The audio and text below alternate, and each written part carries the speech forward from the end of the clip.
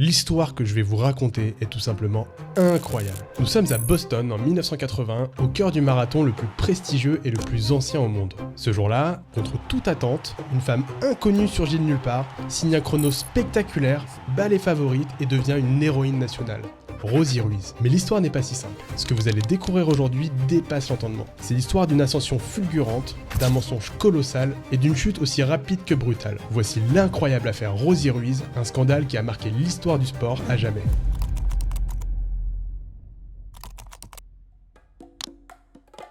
Rosie Ruiz est née à La Havane en 1953. À l'âge de 8 ans, elle quitte Cuba avec son frère et part s'installer chez son oncle et sa tante aux États-Unis. Elle se retrouve dans un pays dont elle ne parle presque pas la langue, loin de ses parents, et naturellement, elle se sent isolée et perdue. Le choc est immense pour Rosie, et pour affronter cette nouvelle réalité, elle se tourne vers la course à pied. Elle se distingue en cross-country, mais son ascension est brutalement interrompue par une blessure au genou qui nécessite une opération, et le destin n'en a pas fini avec elle. Durant sa première année d'université, Rosie est victime d'un grave accident de la route qui lui cause un traumatisme crânien majeur. Pendant des mois, elle souffre de maux de tête incessants et d'évanouissements fréquents.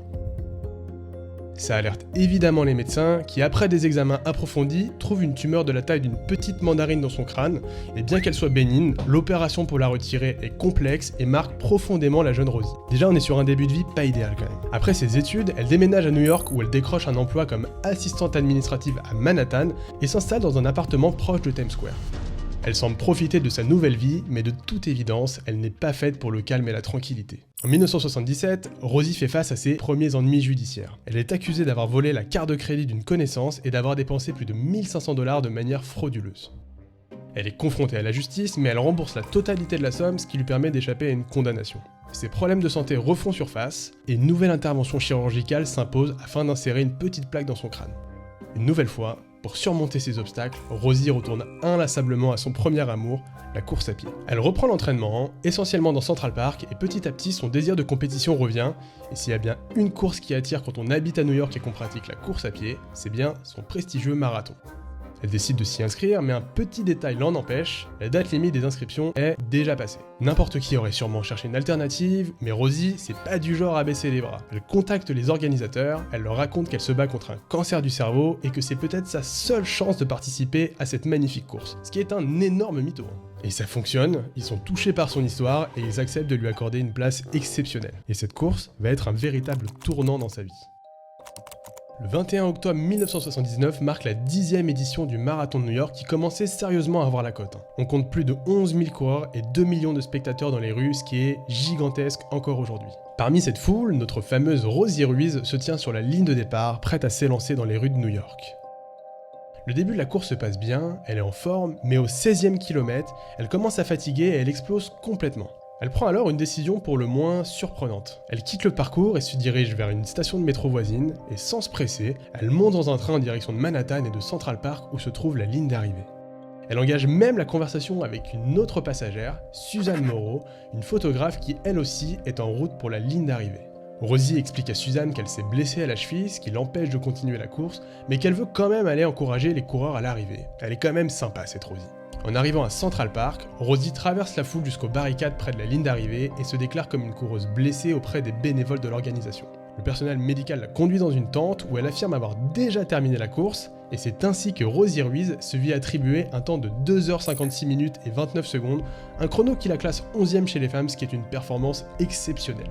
Et un temps qui, en plus d'être impressionnant, la qualifie pour le prestigieux marathon de Boston. Et là, on pourrait croire que l'histoire s'arrête ici. Nope. Le marathon de Boston était tout sauf ordinaire. Participer à cet événement, c'était le graal de tout marathonien tellement les conditions d'accès étaient difficiles. En 1980, il fallait faire au moins 2h50 sur un autre marathon pour les hommes et moins de 3h20 pour les femmes, ce qui est hyper impressionnant. Rosie, elle est qualifiée grâce à son magnifique temps fictif à New York et elle est déterminée à briller à Boston. Mais elle a un petit souci à régler quand même, elle sait pertinemment qu'elle n'est pas prête à courir un marathon de façon légitime, du moins à cette vitesse-là. En attendant Boston, Rosie vit un rêve éveillé. Son patron, qui est lui-même un passionné de course à pied, est si impressionné par sa performance qu'il va lui proposer de payer son voyage à Boston. Les quelques mois avant la course, Rosie tente de s'entraîner du mieux qu'elle peut, mais elle sait très bien que les efforts ne suffiront pas. Et plus les semaines passent, et plus son anxiété grandit. À ce moment-là, elle peut encore tout annuler, elle peut simuler une blessure, un empêchement familial, mais elle va prendre une décision qui va changer sa vie, et pas de la manière dont elle espérait. Le 21 avril 1980, Rosie a 26 ans lorsqu'elle s'aligne sur la ligne de départ. Elle porte le numéro W50, un dossard élite qui la classe parmi les 50 meilleures coureuses féminines. Pourtant, dans cette foule de coureurs, personne ne connaît Rosie. Tous les regards sont tournés vers Jacqueline Garraud, une coureuse canadienne élite et grande favorite de la course. Le coup de départ retentit et la course commence. Dès les premiers kilomètres, Rosie sent que ça va pas le faire. Elle est partie beaucoup trop vite pour essayer de suivre le rythme et évidemment, elle s'est cramée et ne peut plus continuer. Et une nouvelle fois, Rosie aurait pu s'arrêter, simuler une blessure, ce qui peut arriver sur une course, mais pas du tout. Elle choisit plutôt de quitter discrètement le parcours et de se cacher un peu plus loin à l'abri des regards. Elle reste dans sa cachette pendant environ 1 heure, puis prend un train pour se rapprocher de la ligne d'arrivée. Cette fois, en revanche, elle évite soigneusement de parler à qui que ce soit et elle se fond dans la masse des passagers. Pendant ce temps-là, Jacqueline Garraud domine la course féminine, elle est identifiée comme la leader à plusieurs points de la course, au 21e mile, au 24e mile, et dans les derniers mètres, énorme surprise, ce n'est pas Jacqueline Garraud qui arrive, mais bien Rosie Ruiz qui nous livre son meilleur sprint final. Elle franchit la ligne d'arrivée en 2h31 minutes et 56 secondes, et ce chrono est le 3e meilleur temps jamais enregistré par une femme dans l'histoire des marathons. Plus incroyable encore, cela représente une amélioration de 25 minutes par rapport à son temps de New York réalisé seulement 6 mois plus tôt. Ceux qui font de la course le savent très bien, à ce niveau-là, c'est clairement impossible de gagner autant de temps en si peu de temps justement. Juste après avoir franchi la ligne d'arrivée, Rosie, visiblement épuisée, s'effondre contre des policiers et s'appuie à eux pour marcher, telle une actrice qui aurait donné tout pour sa scène. Les caméras et les journalistes l'entourent, la prennent en photo, on lui pose une couronne de laurier sur la tête et une médaille d'or autour du cou. Mais autour d'elle, une vague de scepticisme commence déjà à monter. Quelques minutes plus tard, Jacqueline Garraud, la véritable favorite, franchit la ligne d'arrivée. Elle découvre qu'une autre femme a déjà été déclarée gagnante. Jacqueline est très surprise, mais comme une vraie championne, elle accepte la 2e place.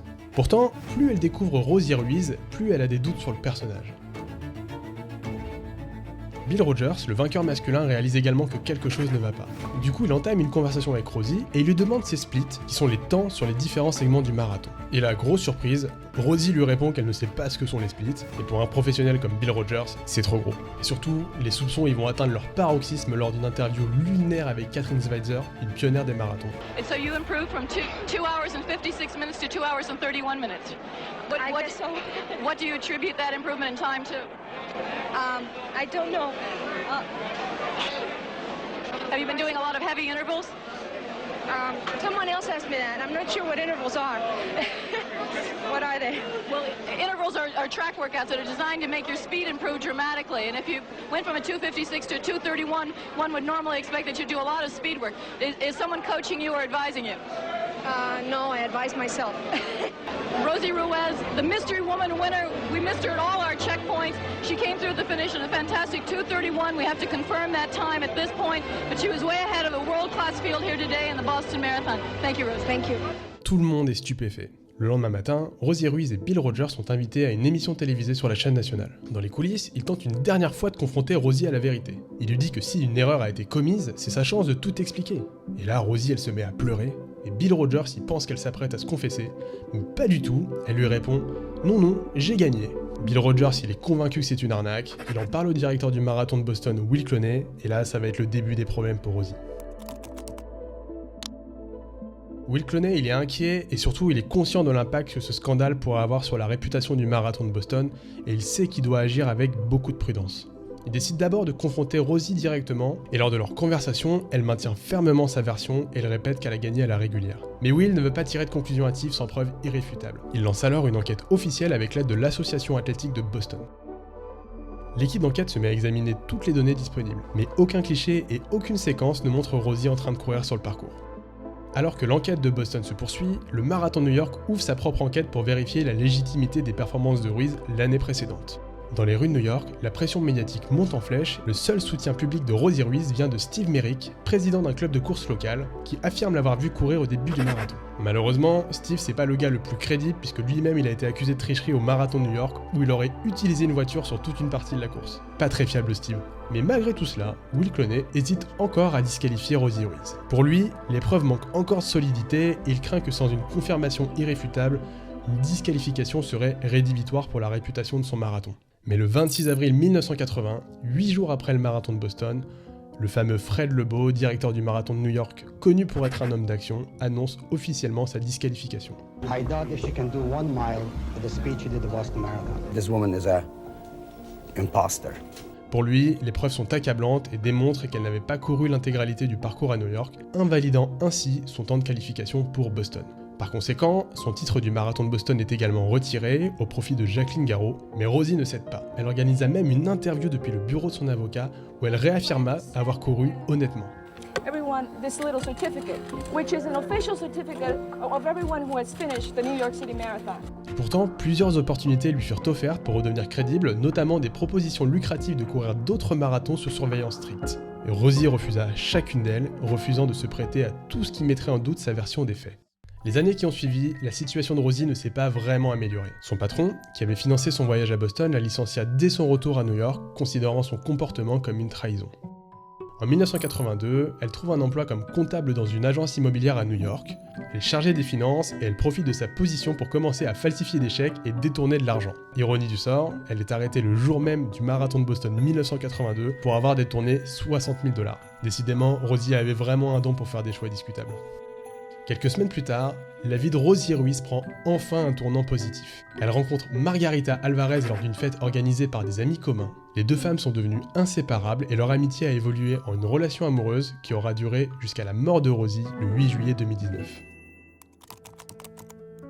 Depuis 1980, des mesures strictes ont été mises en place pour prévenir toute tentative de tricherie. Des caméras de télévision suivent désormais les coureurs de tête du début à la fin, et chaque participant est équipé d'une puce électronique sur les dossards permettant un suivi précis à chaque point de contrôle.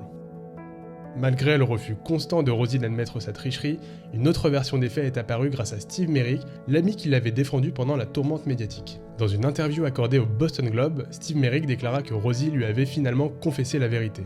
Elle a sauté dans la foule, ne sachant pas que la première femme n'était pas encore passée.